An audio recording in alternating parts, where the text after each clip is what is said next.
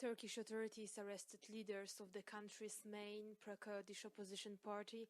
How the European Parliament should react? European Parliament should react with just saying, release them now. We want them here in Europe, in our Parliament, to talk with them and to find ways to solve the ongoing crisis in Turkey. This is how they should react. Immediate release. If this is conditioned with other things, it does not reflect the democratic spirit.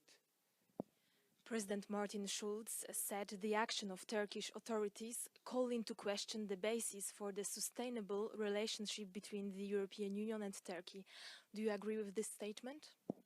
Yeah, diplomatically, yes, because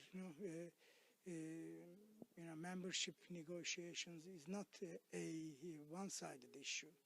However, I would like to also say that the reluctance and the unwillingness of the major countries of Europe, France and Germany, for Turkey's membership in the European Union has also created a backlash among the nationalist sectors of the Turkish public.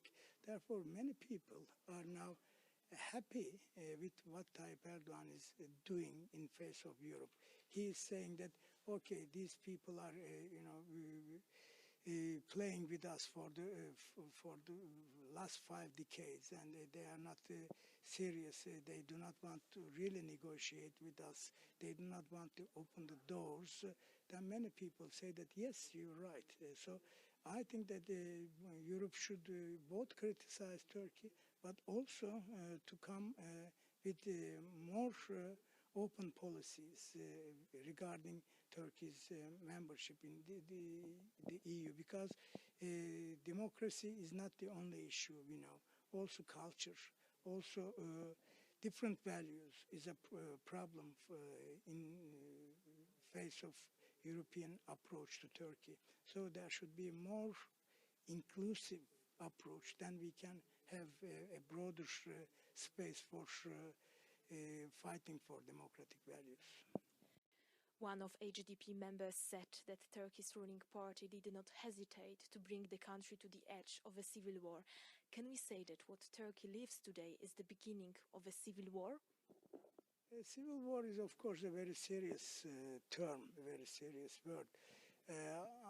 I would like to refrain from pronouncing this, but it's day by day, it's becoming a bitter and bitter conflict in Turkey. Think about it.